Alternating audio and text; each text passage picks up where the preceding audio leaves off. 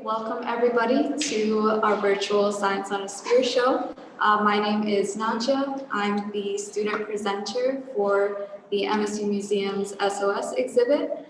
Joining me on the call today is my colleague, Nick Van Acker. If you want to say hi. Sorry, I had to turn my camera off. Yeah, I'm Nick Van Acker. I'm going to be moderating the program today. So if you guys have any questions, you can feel free to leave those in the chat, and I will be directing those to Nadja. Yep. So before we get started, just some Zoom logistics out of the way. You should be seeing a little chat function on Zoom, and I will be asking a couple questions throughout the presentation today, and I invite you all to respond and leave your thoughts in the chat. Before we get started as well, I just want to share a little bit about the Science on a Sphere exhibit.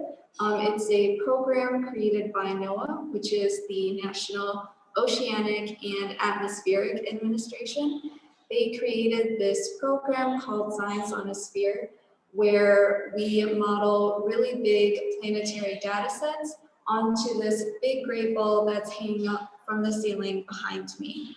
And there are 4 projectors surrounding the sphere, and they all work together to create this really amazing animated globe. And it looks like we have a little question. Do you prefer our questions to be sent to just the panelists or both the panelists and the audience? Whatever you're comfortable with, that would be perfect. So the data set behind me is called the Blue Marble. It is our planet Earth, of course, as we see it from space. And it took a total of 4 months to collect all these images and to put them together, because they had to take images of the land and the water without any clouds blocking the view. And then after they put those images together, they overlaid the clouds onto the resulting image, creating what we see here and what looks like a moving animated globe. So today's show is called the People-Planet Progress Predicament. And our first chat box question of today I want to ask you is, what is a predicament?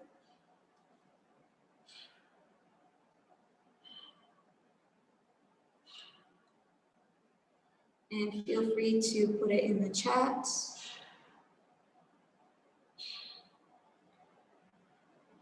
Okay, so a predicament is a difficult or perplexing situation.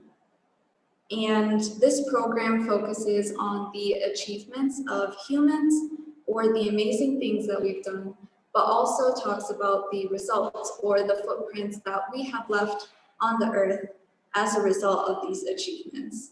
And some of these results are positive, while others are negative. Our Earth is an amazing planet, home to so much life, and it's home to one massive ocean divided into 4 different ocean basins, 7 continents, and thousands of mountains and volcanoes. But what really makes Earth a one-of-a-kind planet is that it is full of life. One life form in particular has managed to harness Earth's resources more than others, and that's us, the Homo sapiens. Thanks to our unique problem-solving abilities, we've been able to adapt quickly in an ever-changing world and leave quite a mark on our planet. And today we're going to look at some of the footprints or the results that we have left. So one of the great things that humans have done is spread across the globe. Our population, or the number of people that currently live on Earth, has gotten larger. This gives us something to think about as we talk about our first area of progress, which is populating the globe. And so this data set that is right behind me models the world population over time. And it starts from, if I zoom ahead a little bit,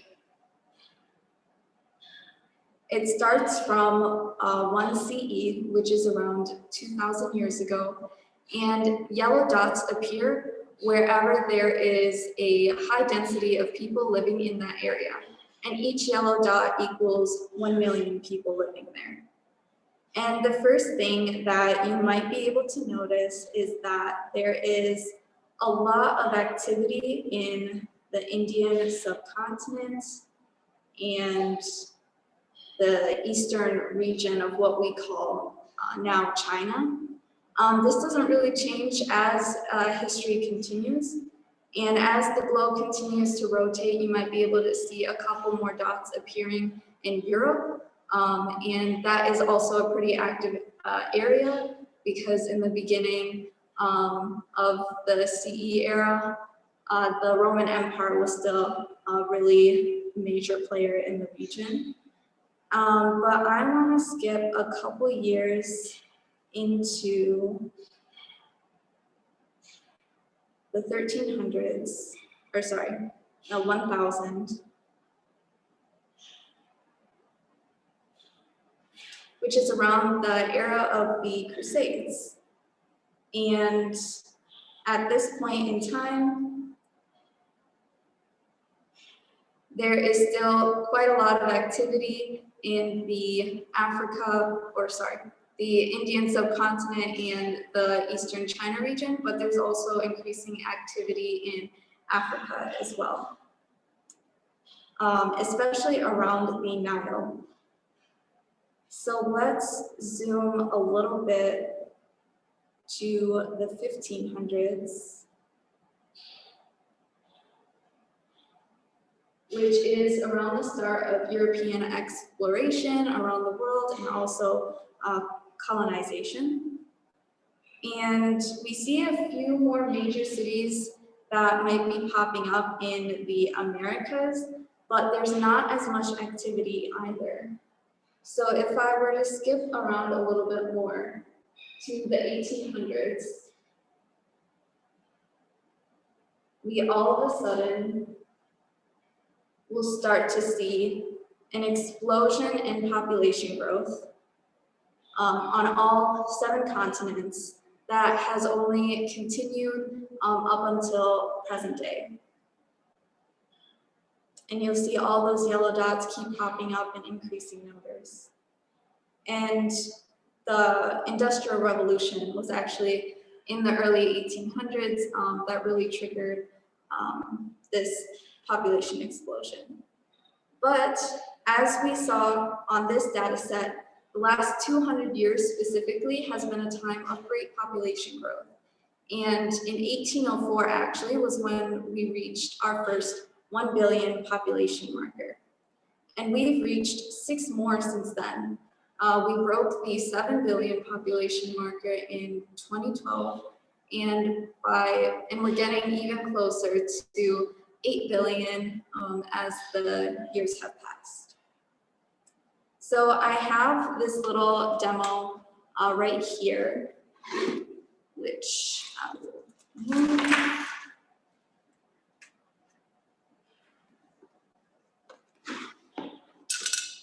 Okay. And basically I have this jar that is going to represent for us a visualization of all the people currently living on Earth. And each marble will represent the population of Michigan, which is 10 million. And that's still quite a large number. So in 1804, we reached our first billion. And I just want to warn everybody who has their volume on to maybe mute or lower the sound a lot while I pour these marbles in, because they do have a lot of noise to them.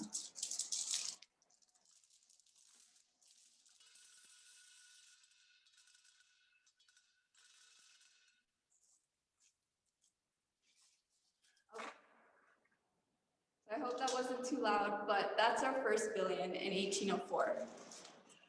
And the next billion that we reached, 2 billion, was in 1927. So let's add a couple more marbles to represent that next billion.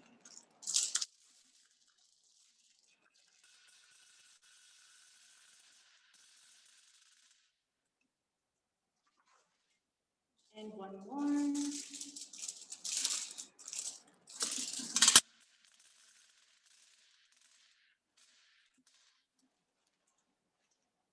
Okay. And then only a couple decades later, in 1960, we reached 3 billion.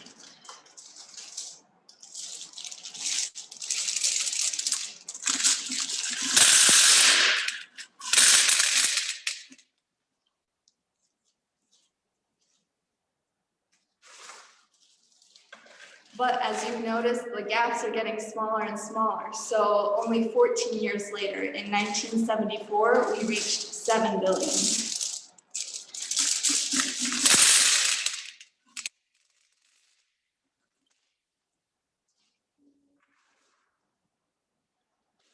Maybe a little bit more.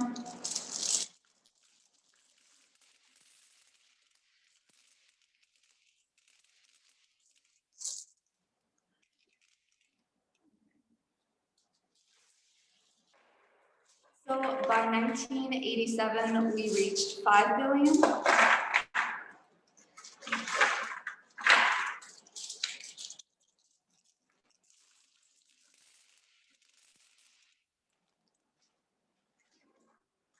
And then by 1999, we reached 6 billion.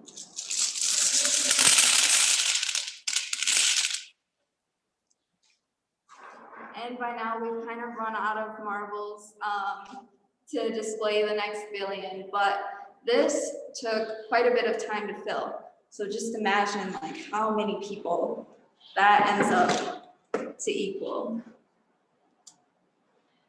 So what does this all mean? How does our population impact ourselves, people, and our planet and environment? Let's take a look at some of those footprints. So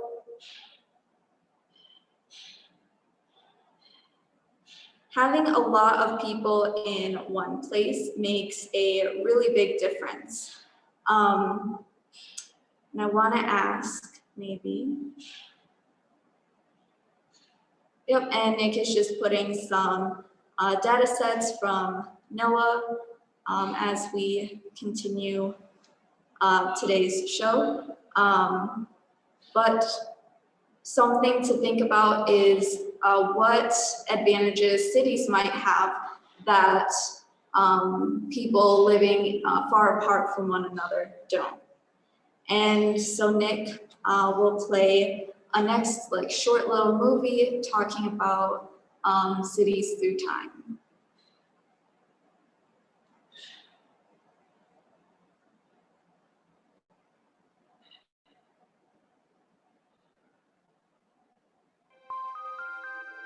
Cities through time. Cities long have been crucibles of creativity and innovation and wealth-generating engines. Think of Athens, Rome, Delhi, and Peking. Last year, for the first time, more than 50% of the global population lived in cities. The percent will reach 70% by 2050, marking the largest migration of humans in history.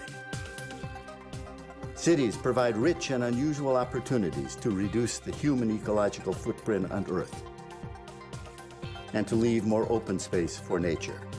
But seizing these opportunities requires that our cities become denser, greener, and smarter. Megacities are cities of 10 million or more. In 1950, there were 2, New York and Tokyo. In 2011, there were 26. 10 had populations of more than 20 million. 13 of the 20 largest cities are located on the coast, all developed during a period of relatively stable sea level and now must adapt to a rapidly rising sea and to increased risks of flooding. particularly during major storms. Of all human organizations, cities are the most resilient. The oldest cities date back thousands of years. Many have been rebuilt after major devastation, earthquakes, fires, and wars. If cities are to achieve their potential to nurture a more sustainable relationship of people with the earth, they not only need to be denser, greener, and smarter, but also more self-sufficient in terms of food, water, energy, and processing of wastes, much like nature's ecosystems. Other essential qualities of cities of the future are to provide opportunities for employment, for affordable housing and healthcare, for quality public education, for recreation, opportunities to gather in safe public and common spaces, and the opportunity to have a vibrant cultural life. The most successful cities will be places where people can make their dreams come true.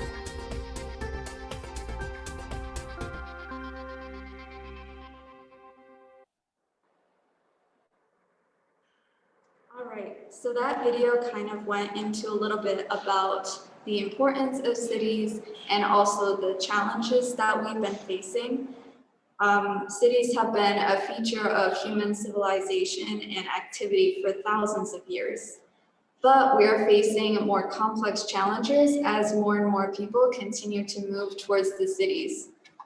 And so one important thing to know is exactly how many people are living in cities nowadays.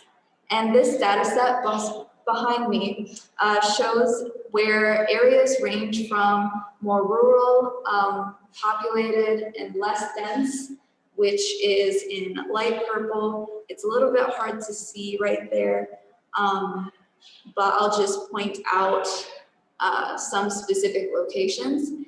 And so the more rural areas tend to be this light purple, and the extreme urban areas are the dark red. And Nick has put it in the chat as well, if you want to see it a little bit better. But I just want to focus a little bit on the US.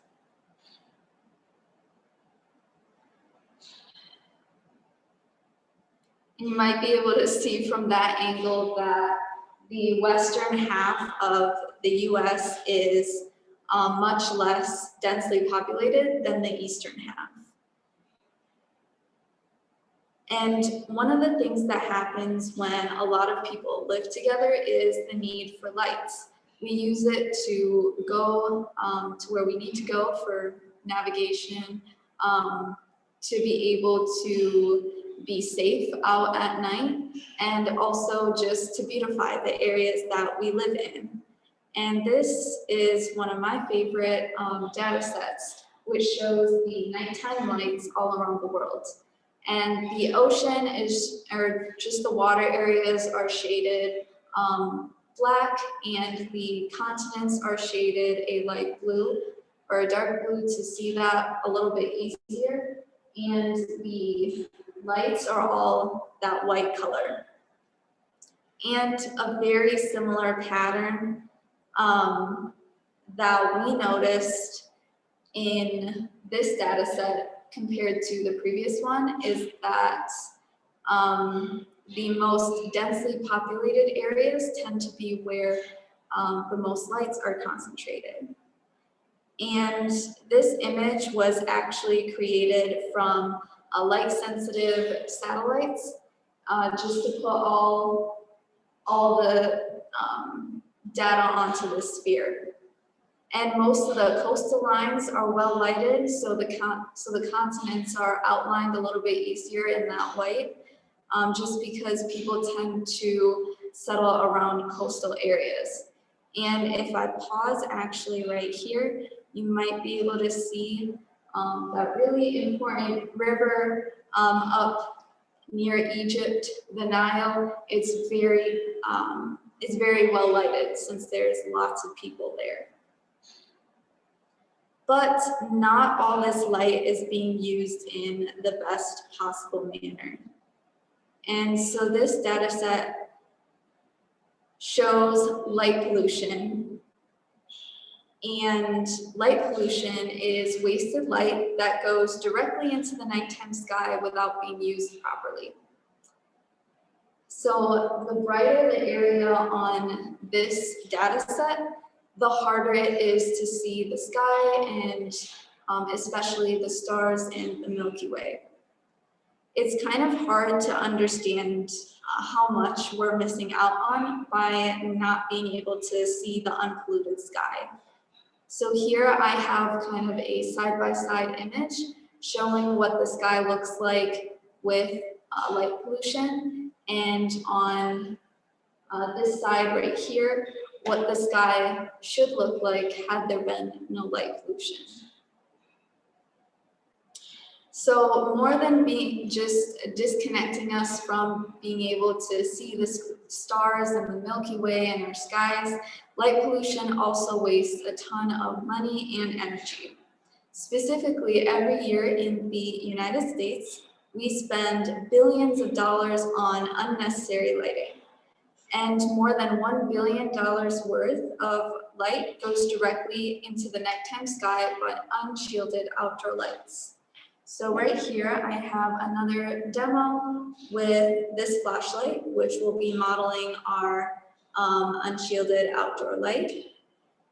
As you can see, it's shining quite brightly. And imagine that you are a construction worker trying to figure out how to prevent this energy and money loss by shielding this unshielded light. So one type of material that you can use is something that covers the light, but allows a little bit of it to shine through. And we have that modeled by this plastic cup right here. And you notice that it's a lot less bright, but there's also quite a bit shining through and going up into the sky. Now, what if we invested a little bit in a more reflective surface, which we have modeled here by the pie pan? And you notice that now there's no light that's going straight into the nighttime sky, and instead it's reflected nicely down below onto my hand and arm, basically where people need it and where they would use it. So wasted lighting in the US, in addition to wasting energy and money, also releases about 38 million tons of carbon dioxide into the air each year. And unshielded outdoor lights specifically cause 1.2 million tons of waste. Reducing and removing unnecessary lighting saves money, energy, and carbon dioxide waste. Overlighting the night does not help improve our visibility or help improve nighttime safety. And actually, quite a few animals that rely on the darkness to move around, hunt, or just live are very impacted. So rotating on the sphere behind me are a couple images of animals that we wanted to highlight that are really impacted by this overlighting. And specifically, our first animal is bats. Bats rely on the night to be able to hunt and eat. And moving to marine life and how marine life even is impacted by our lighting is turtles. So when female turtles need to nest, they will try a couple times, but let's say they're in a bad area, and so the female just leaves her eggs in a bad area. Scientists believe that these young turtle hatchlings rely on this instinct to move towards light. And traditionally, that would be the light of the moon reflecting off the surface of the ocean. And that would have been perfect to lead them to where they need to go, aka the sea. But let's say they are near a very inhabited coastal area where there's tons of lights. Well, now those young turtle hatchlings will become confused, and sometimes they will move inland where they will be killed or otherwise very harmed. And moving back to the air again, the image behind me is that of a yellow warbler. And bright lights on buildings, for example, really confuse birds, especially in adverse weather conditions, like when it's foggy, rainy, or snowy. These bright lights make it really difficult for them to navigate and figure out where they need to go. And even humans can be impacted, actually. Have you ever heard of the term light trespass?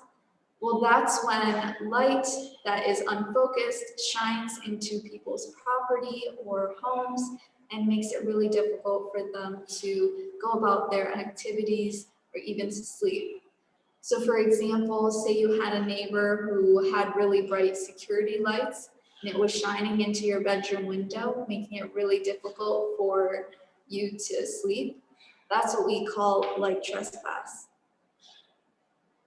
Now that we've talked a little bit about the impacts or footprints that we've left as we've settled across the globe, I want to transition into another example of human progress that we've achieved: global connectivity.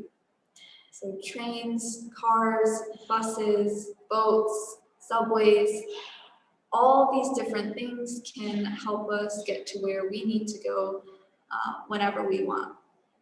But we are leaving behind footprints as we try to connect across the globe. And no method of human transportation has impacted global connectivity as much as flight. And I want to ask you all if you might happen to know what these little yellow things that look like they're swimming across the earth are. And let's see. You can put it in the chat if you like.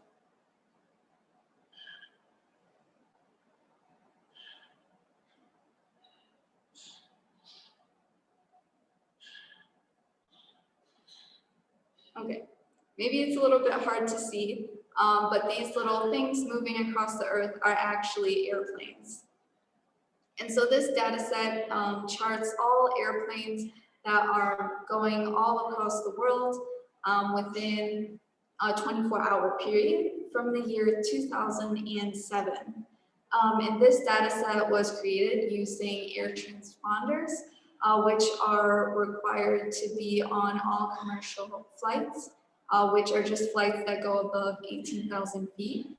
And these transponders allowed us to track the movement of these flights as they flew across the world. And notice how flight activity really changes as we move from night and day. And specifically, I want to focus again a little bit on between that exchange between US and Europe. A lot of flights that are going from the US to Europe tend to leave at midnight, just so that their passengers who maybe are flying to London, Paris, or Rome, just so that they can reach their destination by morning. On the other hand, a lot of flights leaving from Europe to the US tend to leave in the morning so that their passengers can reach the US by day. Besides being really interesting to see and how it changes between night and day, this data set does a really great job of showing how quickly we can go from place to place, thanks to our progression in human transportation. And it's really amazing considering the types of transportation we were using even several decades ago, like in the beginning of the 1900s. International cross-cultural communication is another big area of human progress. And as you can see from this image right here, there are a lot of connections crossing continents, going from loads of different places, connecting across really big distances. Well, since cross-cultural communication is another big area of human progress, you actually might have helped achieve it yourself. And this data set is actually charting a revolutionary communication network that we call Facebook. And so this is the world according to Facebook friendships. Now, Facebook might not seem that important compared to other things, but it has become a major way that people communicate in our global society. As you can see from this image, there are communities being linked across oceans, across continents, and communities that would have otherwise not been able to meet unless it was through these platforms. And the ever-increasing popularity of these social media spaces and these social networking sites really show how open people are to cross-cultural communication, as well as just how much easier that connection has become. There is another big way to connect that you all are a part of right now. This data set shows all the SOS locations across the world, and they appear as little push pins. Hopefully, they'll be a little bit easier to see. But right now, there are over 160 locations worldwide and counting. So even though expanding and connecting the global human society is really remarkable progress, the footprints we are leaving behind carry with them new victories and a set of new problems. But that doesn't mean we can't solve them. Humans are all about ingenuity, innovation, and discovery, and as long as we keep working together, we can definitely solve these predicaments. Earth, it is an amazing planet full of life. Its unique atmosphere has allowed living things to exist and evolve for millions upon millions of years, and humans are a very recent addition. But in the very little time that we've been here, we've made remarkable progress, including our rapid population growth, how we've been able to revolutionize transportation and go across the world within a single day if we wanted to, and also increased global communication. Unfortunately, we've left some less appealing footprints from these achievements, both on our planet and on our own species. But do we stop progressing? Of course not. As long as we continue to educate ourselves and continue to work together imaginatively to solve our predicaments or the very intricate problems that continue to arise, our future is bright. I want to thank you all so much for joining us today for today's SOS show with the MSU Museum. You're welcome to leave if you need to, but Nick and I will be sticking around to answer any questions that you all might have, or if you want to just explore some data sets.